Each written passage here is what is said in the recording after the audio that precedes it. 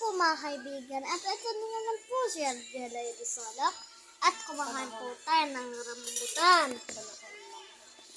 Panahon naman po ay Panahon na naman ang rambutan.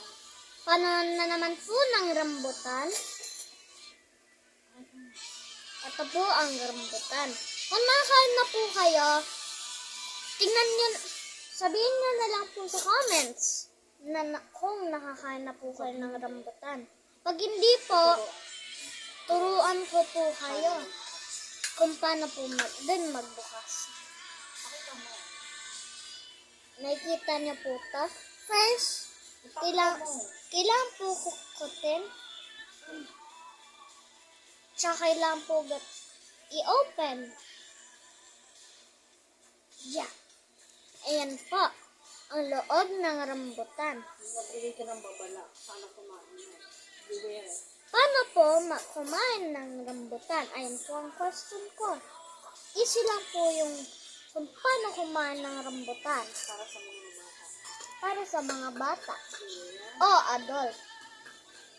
Parang, Ganito po. anong advice mo sa kanila?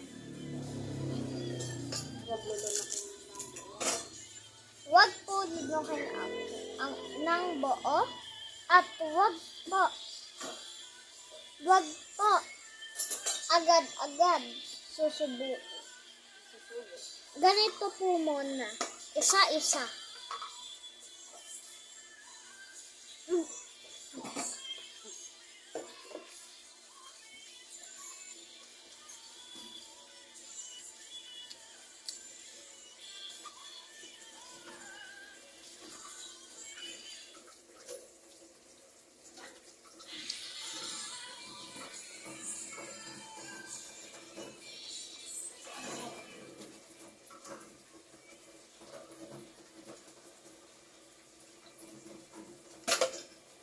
Po.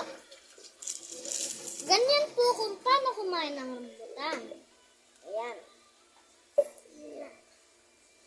Alam niyo na po yung mga steps? Oh, apa.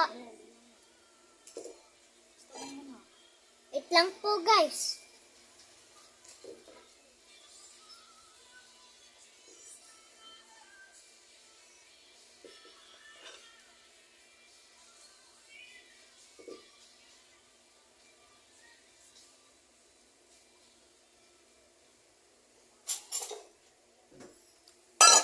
Ito na pa.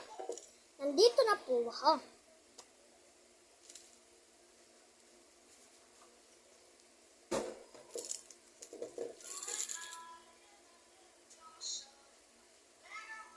Yan po ang rambutan. Masarap po to. Parang lang po siyang juicy na walang lasa. Sabi mo sarap, tapos walang lasa. Sabi mo walang lasa, ba't Tsaka po maasim. maasim? Pakita mo yung ngipin mo kung nakakagat sa harap. Lapit mo. Lapit mo. Hindi nakakagat. Hindi. Pakita mo nga. Ikaw. Lapit, lapit. Lapit dun sa screen. Ayaw. Pag-gilid lang.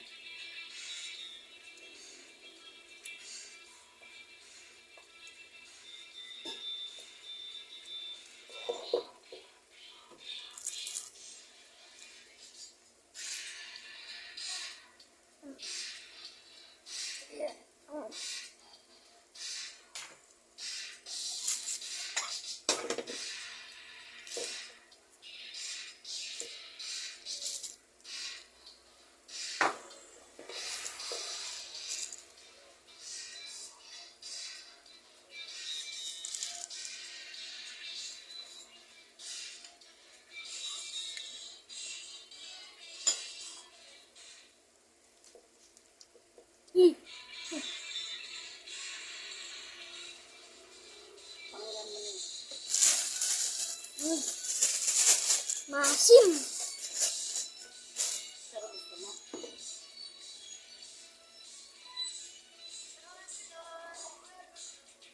Pero doon mo yung ilaw doon para hindi mo